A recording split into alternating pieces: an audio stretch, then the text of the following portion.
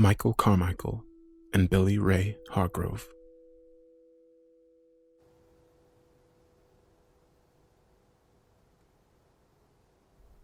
The National Cemetery in Little Rock, Arkansas is the final resting place for hundreds of soldiers, sailors, and pilots. Two men buried here are at the center of a mystery that has no easy answers. Their names are Sergeant Billy Ray Hargrove and Sergeant Mike Carmichael. The Army says both men killed themselves, but their families say the Army is dead wrong. Harvey Hargrove is Billy Ray's father. Mike didn't have anything to die for, no more than Billy had anything to die for. Neither one of them committed suicide. They didn't do it. Billy Ray Hargrove and Mike Carmichael led similar lives. Both had planned careers in the military since they were kids. Both joined the Army in their teens, and both married Korean women while stationed in the Far East. They became best buddies as they climbed through the ranks. During the First Gulf War, Billy and his outfit were sent to Saudi Arabia. However, according to Billy Ray's mother, Sue Nunali, the conflict ended before their platoon saw any action. When Billy finished Desert Storm, he was disappointed because his men did not get a merit award, a medal that he felt like they deserved. And he set about trying to get the medal for them, and no matter what direction he went in, he just couldn't accomplish it. Billy just couldn't accept the Army's decision and made a questionable decision of his own. He forged his superior's signature on the appropriate documents. A short time later, his men received their medals. In June of 1991, he arrived in Korea for another tour of duty and was arrested at the airport by military police for forgery. Billy's court-martial was not his only problem. His marriage was also falling apart. Billy Ray's mother, Sue Nunali, said Billy and his wife were fighting frequently. There was a lot of jealousy. She was constantly accusing him of having a girlfriend and having a child somewhere that she didn't know anything about. And it wasn't true at all. On February 20th, 1992, Billy missed a summons to report to duty, even after one of his fellow sergeants informed him that he was late. Billy never reported. Instead, he took his dog for a walk. 20 minutes later, Billy's wife heard the dog barking. When she went to see what was going on, she found Billy hanging from a tree by an elastic parachute string. A suicide note was found in his pants pocket. It read, in part, "My life is really screwed up now, and I just don't know how to fix it. I've been thinking a lot about taking my life for a long time now." Sue Nunali has doubts that her son wrote that note. I looked at the writing and I did not believe it was his writing. It did not look to me like his writing. The Army acknowledged that the note might not have been in Billy's handwriting. Even so, they ruled his death a suicide. According to Billy's mother, they concluded that he had been depressed about his upcoming court-martial and divorce. He was just not the type of person to commit suicide no matter what, especially putting a rope around his neck. I just could not believe it, and I still don't believe it. Something happened to him, but he did not commit suicide. The autopsy report also contained evidence that it might not be suicide. Billy had cuts and abrasions on his face, hands, and knuckles. Billy's mother thinks Billy may have been involved in a fight before he died. But the military in their report didn't question anyone or ask where the scratches came from. They just ignored them. When Billy Ray Hargrove was laid to rest on March 4th, 1992, one of the mourners at his funeral was his friend, Mike Carmichael. Billy's father recalled a conversation that he had with Mike. When I finally met Mike, it was at Billy's funeral when he brought Billy's body back home. And he told me, he said, "We'll give them hell. We're going to make them pay, the SOBs, pay for what they done." After the service, Mike returned to Hargrove's house with Billy's family. Billy's mother also spoke to Mike Carmichael. He looked at me, and he promised, and he told me that if it was the last thing he ever did, he was going to find out what happened to Billy Ray. But 6 weeks later, Mike was also found dead. Mike's uncle, Oscar Carmichael, served in the Marines for 20 years. He said Mike believed there was a larger conspiracy involved. There had been 3 other Army personnel there in Korea that had supposedly committed suicide. My nephew told his birth mother, he said, Don't be surprised if I'm next. Mike Carmichael returned to Korea and began his own investigation. He and his wife, Soon-hyo, visited Billy Ray's widow and collected his personal papers. Included was a letter Billy wrote to his father a few days before the hanging, but the letter never made it home to Harvey.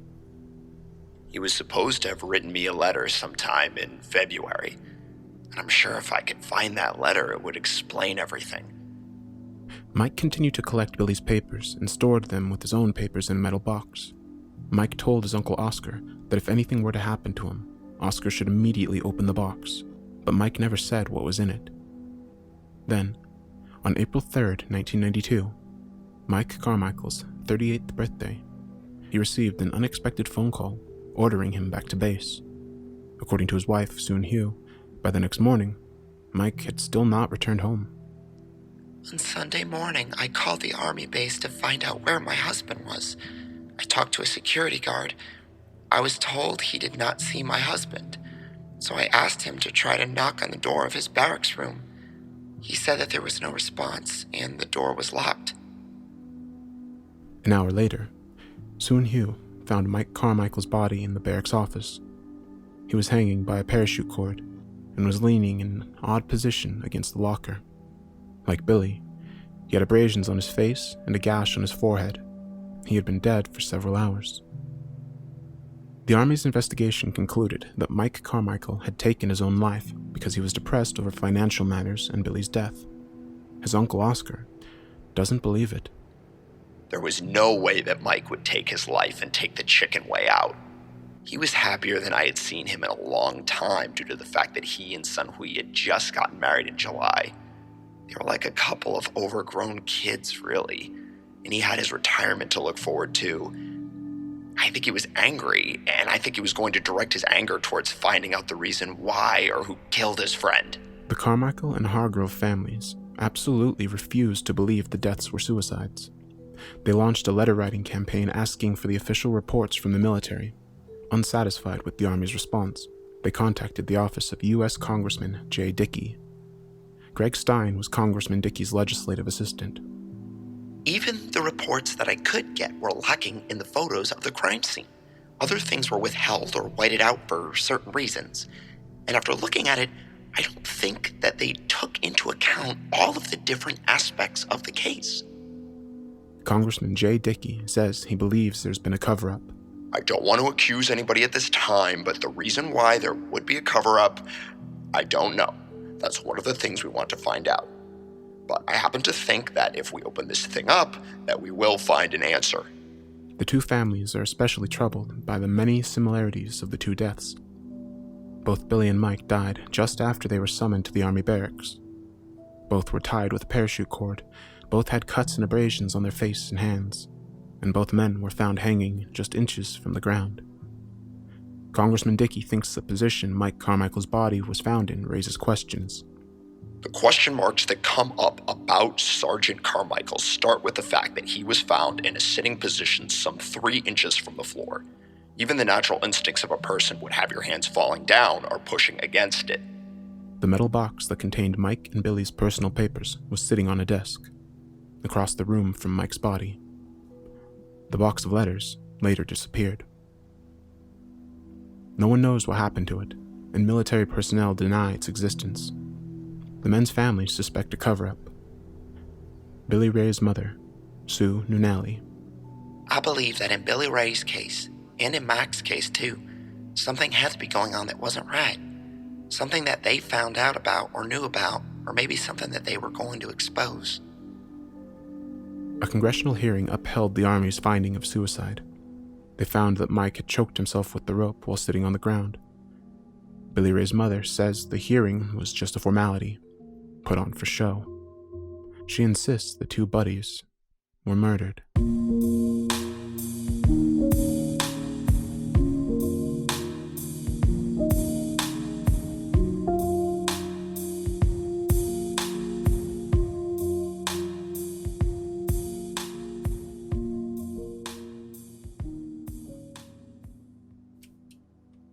Hundreds of people claim they have had a bizarre experience called missing time. You're about to meet one of them. a member of the Air Force who disappeared for an entire hour. Under hypnosis, he described his abduction, believe it or not, by aliens. At 8:45 p.m. on October 1st, 1966, a bus pulled up in front of Dutra's Market in the small Cape Cod village of North Truro. Only one man got off the bus, 19-year-old Airman First Class Robert Matthews. He was reporting for his first tour of duty at a nearby Air Force base and noticed that the area was deserted. I got off where the bus driver told me where I was supposed to get off, and he told me to phone the base and they would send a truck down to pick me up.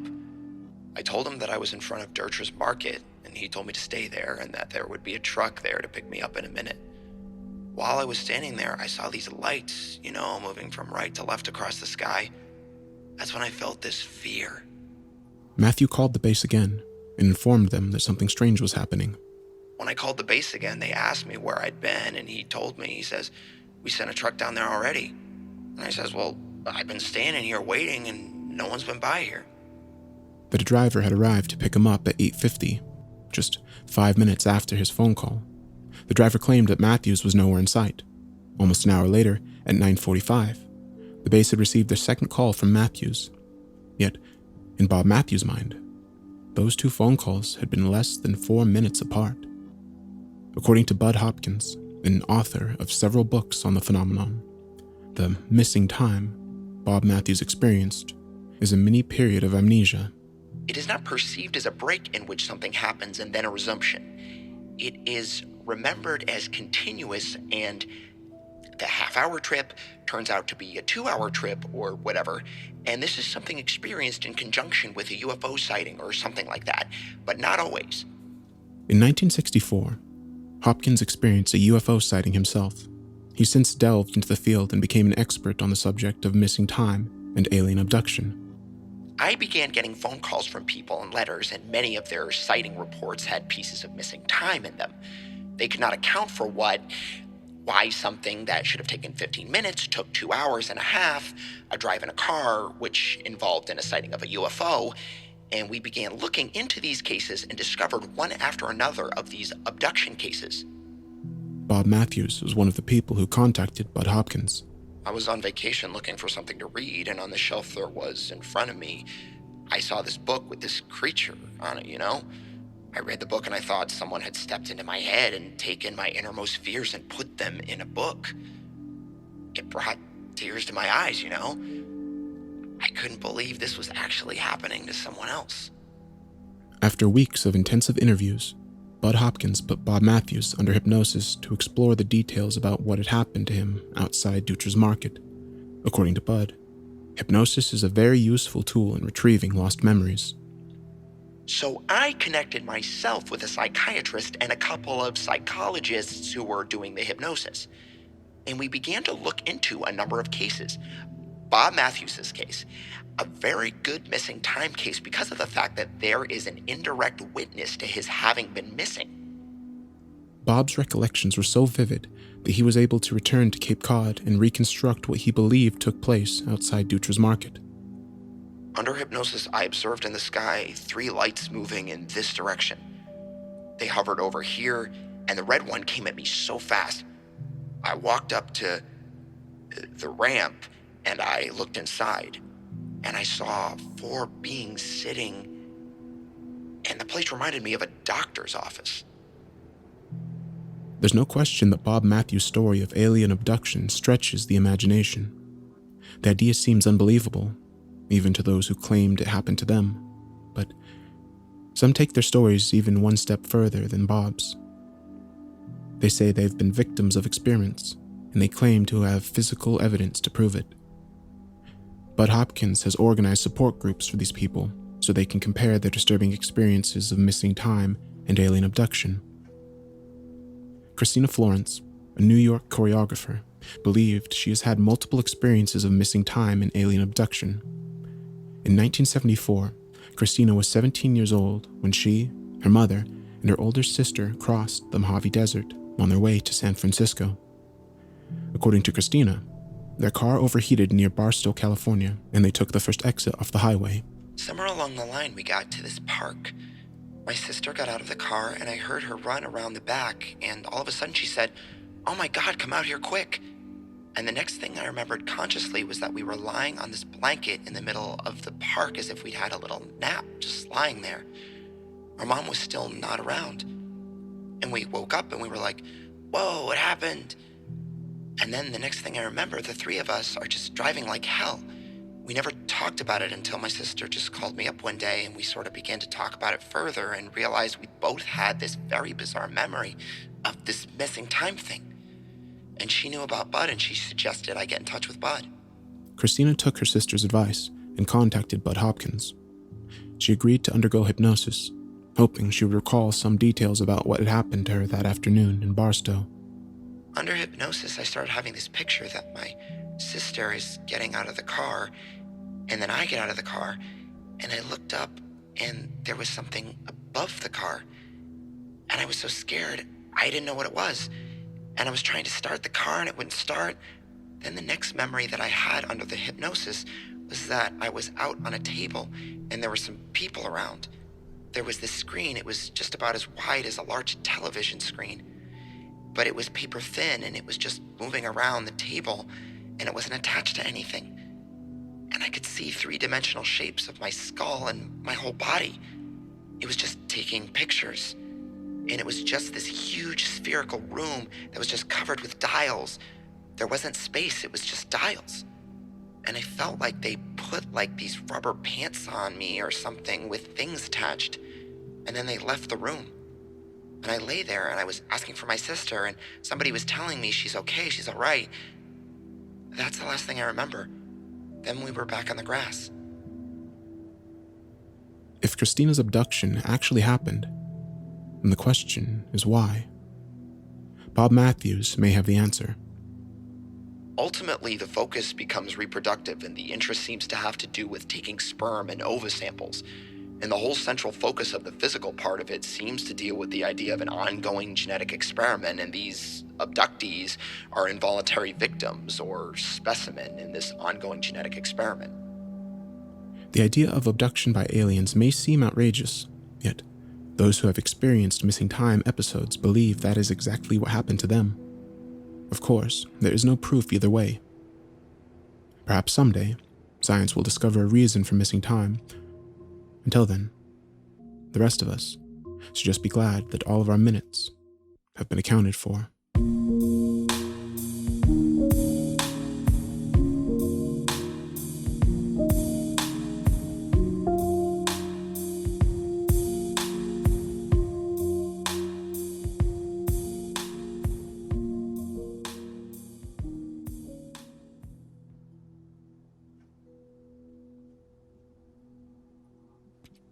In 1942, the final outcome of World War II was still very much in doubt. The United States had every reason to fear that the Japanese would launch an all-out attack on the West Coast. Military historian and author Carol V. Glines sets the scene. They were known to be Japanese submarines operating off the coast. There had been an attack on an oil refinery down near Santa Monica near Los Angeles. There was a great fear that there would be more attacks.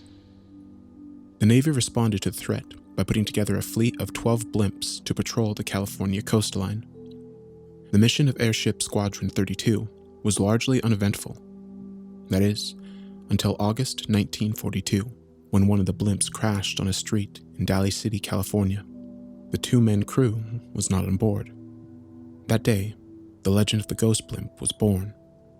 Historian Ken Gillespie lived in Daly City at the time. It was almost impossible for the crew members not to have been seen by somebody, but nobody saw them go, nobody saw them jump, and there are no relics of them at all. It's a real puzzle. The legend of the ghost blimp began in San Francisco on August 16, 1942, when Flight 101 prepared to take off.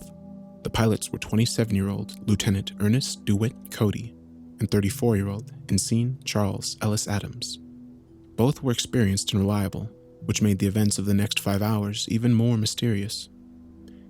Aviation machinist mate Riley Hill was supposed to go with Adams and Cody that morning. Adams had flown in the large dirigibles and was thoroughly checked out, but he had never flown in the small blimps. this was an indoctrination flight for him that Sunday morning. Just before departure, Riley Hill was ordered off the blimp for some unknown reason. Hill now believes that heavy moisture in the air was weighing the blimp down, making it unsafe to take off with 3 men on board. So I got out, shut the door, and locked it, and they took off. The flight plan called for the blimp to leave Treasure Island in San Francisco Bay, pass over the Golden Gate Bridge, then head to the remote Farallon Islands, 25 miles off the coast. From there, Flight 101 would continue north to Point Reyes, then south along the coastline. The first leg of the patrol went smoothly, but an hour and a half after the takeoff, Lieutenant Cody radioed squadron headquarters and said, "Position 4 miles east of Farallones. Stand by." 4 minutes later, Cody called again and reported an oil slick on the water. According to Riley Hill, those were the last 2 words ever received from Flight 101. When it came time for further explanation and we didn't get it, we just assumed, well, it was negative and they went on their way. 3 hours passed with no word from the crew. Flight commanders became alarmed. Frantic attempts to contact the blimp went unanswered. Finally, a message was received, but it wasn't from Flight 101. It was a report that a blimp had somehow drifted 8 miles off course and had come ashore just south of San Francisco. Ken Gillespie recalls the event. There was a swimmer, a man named Mr. Capelvea, who was standing ready to go in the water when all of a sudden he saw this huge gray mass just coming out of the fog right at him. Remember, this thing is 47 feet wide and it wasn't too high off the water, and he watched it come in. It dragged its wheel along the sand at the water's edge, then hit a little sand knoll. It bounced up in the air and then moved up a little bit of a canyon and then hit rather heavily on the side of the canyon. This knocked off what turned out to be a depth charge. The collapsing blimp was seen by hundreds of people. Bunny Gillespie was 16 years old at the time. I was on the way home from Sunday school, and when I saw this big gray thing coming in through the sky, I was very surprised, as were a lot of other people, because things like that don't happen in Daly City. Flight 101 quickly lost altitude and headed straight for the homes in the hills of Daly City. According to Ken Gillespie, one woman's house almost became the point of impact. It was Mrs. Appleton. She said that all of a sudden this huge behemoth had settled and scraped across the top of her roof. She said it sounded like chains dragging, but the entire house was blacked out because of the size of this thing. She raced to the front window wondering what in the world was going on, and she saw the rest of it. The gondola hit the crossarm, broke off part of the mechanism there, then it gradually settled down to the ground. Miraculously, no one was injured when the blimp landed in the middle of the street. Almost immediately, Daly City officials were on the scene. When Navy personnel arrived, they were shocked to discover that there was no sign of Lieutenant Cody or Ensign Adams. The door was latched open, which was highly unusual in-flight position. The safety bar normally used to block the doorway was no longer in place, and a microphone hooked to an outside loudspeaker dangled from the gondola. Riley Hill, aviation machinist mate with the U.S. Navy, had prepped the blimp for flight. The ignition switch was still on. The radio was still on and working. Nobody had touched my fuel valves. They were set up just the way that I'd left them. We still had another 6 hours of fuel. Lieutenant Cody's cap rested on the instrument panel, and 2 of the 3 life jackets on board were missing, suggesting the crew had put them on before takeoff, as regulation requires. A locked briefcase containing top-secret codes was still in its place. It was as if Cody and Adams had opened the door and simply stepped out into thin air. Ken Gillespie.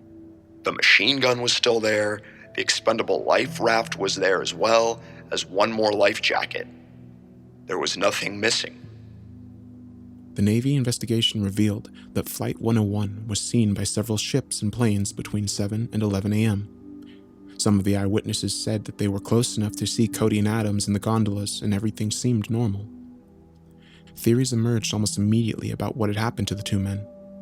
Some believed that Cody and Adams spotted an enemy submarine. When they descended to investigate, they were taken prisoner. According to another rumor, the pilots were involved in a lover's triangle with an unknown woman. Supposedly, one murdered the other during the flight, then fled when the blimp crashed. Naval investigators came up with their own theory. They believed that one of the officers climbed out of the gondola to fix a mechanical problem and had some kind of trouble. The second pilot came to his aid, then both men fell overboard. A year later, Lieutenant Ernest Cody and Ensign Charles Adams were officially declared dead. The blimp itself was repaired. After the war, it became the Goodyear blimp, seen by millions at sporting events across the country. Few were aware that the airship circling overhead was the infamous Ghost blimp.